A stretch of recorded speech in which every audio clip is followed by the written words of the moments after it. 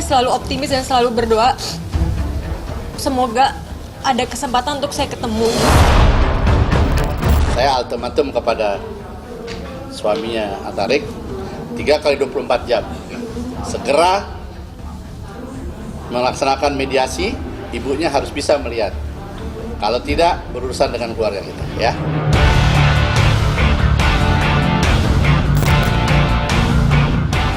Belum jelas bagaimana nasib Sania Marwa yang hingga kini belum bisa bertemu dengan buah hatinya. Begitu pula dengan sosok Atalarik yang tiba-tiba menghilang dan seolah tak peduli dengan kerinduan yang dirasakan Marwa kepada Syarif Muhammad Fajri dan Aisyah Syabira, kedua anak mereka. Hingga tak bisa ikut merayakan momen bahagia sang anak yang baru saja genap berusia 2 tahun itu. Ya, jadi terakhir saya ketemu anak 25 Maret. Jadi sekarang tanggal 11 Juli, berarti udah sekitar 3,5 bulan ya nggak ketemu. Terus tadi memang... Ya ini perasaan. Di dalam juga ada foto waktu kemarin Syabira ulang tahun. Tanggal 27 Juni itu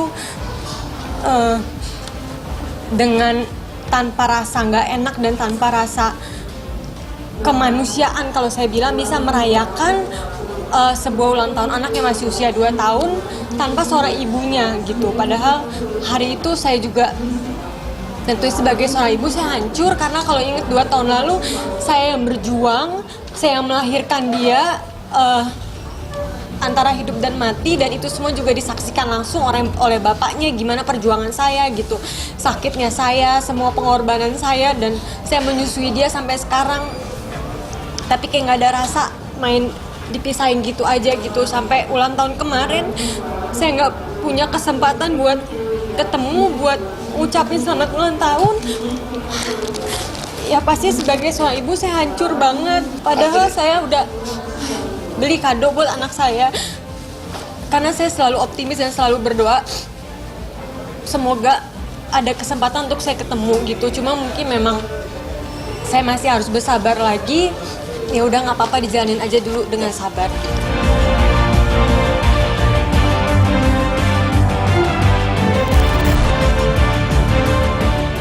Ketidakjelasan kasus yang sedang dihadapi oleh Marwa ini pun sontak membuat Aziz Ambadar kehabisan akal hingga ia pun meradang. Lantaran tak sabar bila harus mengemis dan menunggu izin Atalarik untuk mempertemukan anak-anaknya dengan ibu kandungnya sendiri. Sama dia lelaki bukan sih? Punya perasaan nggak sih? Gimana sih? Kan konyol jadi masalahnya. Bisa lari, membias akhirnya jadi. Untung kita nggak pidanain kan. Jadi jangan dianggap sepele karena kejiwaan dari anak ini berpengaruh pada saat nanti. Pak, terkait tolong sampaikan dia manusia apa bukan ya? Sampai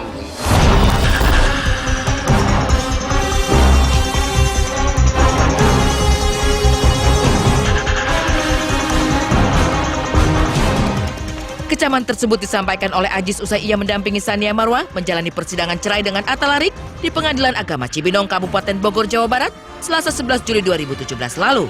Mengaku dirinya sebagai pihak keluarga, Aziz menuntut keras kepada Atalarik untuk segera menunjukkan itikat baik sebagai seorang pria jantan dan juga ayah yang baik bagi kedua anak mereka. bila mana Atalarik tidak memberikan pertemuan antara anaknya sama uminya atau mamahnya, mungkin dari pihak keluarga akan ucap.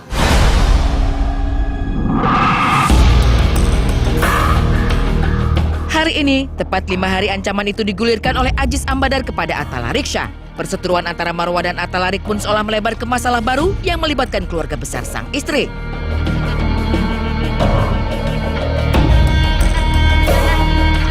Sudah melebihi batas waktu yang dikecam Aziz Ambadar sebelumnya, rupanya tak ada peristiwa apapun yang terjadi. Ultimatum keras yang dilontarkan kepada Atalarik pun perlahan menguap. Aziz Ambadar yang sebelumnya bertaring, kini tak tampak belangnya. Lalu bukannya merasa terancam, Arik justru membalas Aziz Ambadar dengan senyuman melalui postingan di Instagramnya. Lewat sebuah caption, Arik justru menyentil halus sosok Aziz Ambadar yang mengaku-ngaku sebagai keluarga Marwa tersebut. Arik menegaskan ia tak mengenal sosok Aziz. Bahkan Arik menambahkan bahwa pria berkacamata itu tak pernah ada dalam daftar keluarga Marwa yang juga pernah menjadi bagian dari keluarga besarnya itu. Jadi siapakah sebenarnya sosok Aziz Ambadar? Lantas akankah Atalarik Syah bakal memperkarakan kecaman Aziz tersebut ke ranah hukum?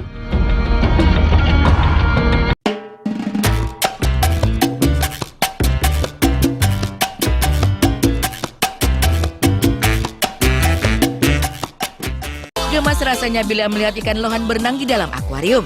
Apalagi bagi para penggemar ikan lohan yang tak pernah bosan memandangi coraknya yang unik serta ciri khas benjolan di kepala ikan lohan non eksotis. Tapi bagaimana bila ikan lohan tersebut digoreng dan tersaji di meja makan Anda? Bagaimana ya rasanya? Untuk mengetahuinya, mungkin postingan milik Muhammad Firdaus bisa menjawab rasa penasaran Anda.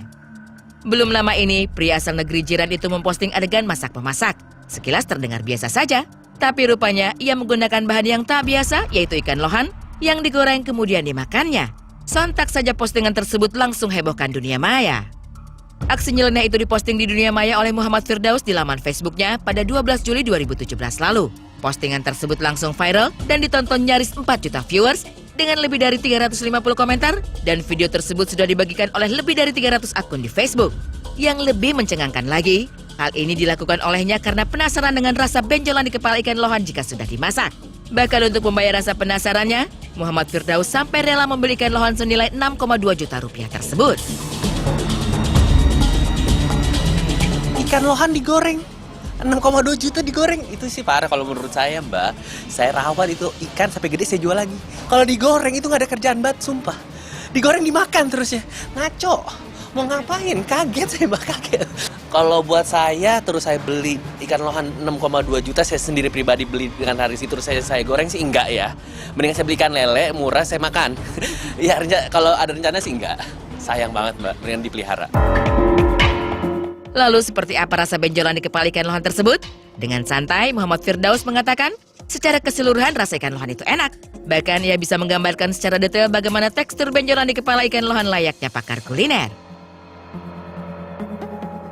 Di akhir captionnya, ia pun memberikan beberapa review atau pandangannya usai menyantap ikan lohan goreng buatannya sendiri.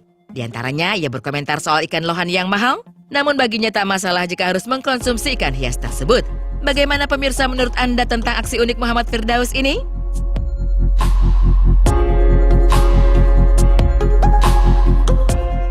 Yang pasti aneh. Kenapa? Karena kalau ikan lohan bukan enak dimakan, enak dilihat. Kalau enak dimakan tuh ikan mas, ikan gurame gitu kan. Kedua, apa sensasi, apa orang penasaran udah sampai titik tertentu, uangnya bingung mau dipakai apa gitu. Jadi ya udah deh, ikan seharga gitu dipakai buat makan. Cuma kalau aku sih prefer kalau memang mau makan makanan ikan yang memang biasa dimakan. Kalau misalnya lohan itu biasanya ada kepuasan tertentu orang yang pelihara ikan lohan untuk relaksasi, untuk keindahan gitu. Terus ya sayang aja gitu, tapi ya mungkin penasaran harganya ikan yang 6,2 beda nggak ya rasanya sama ikan lain.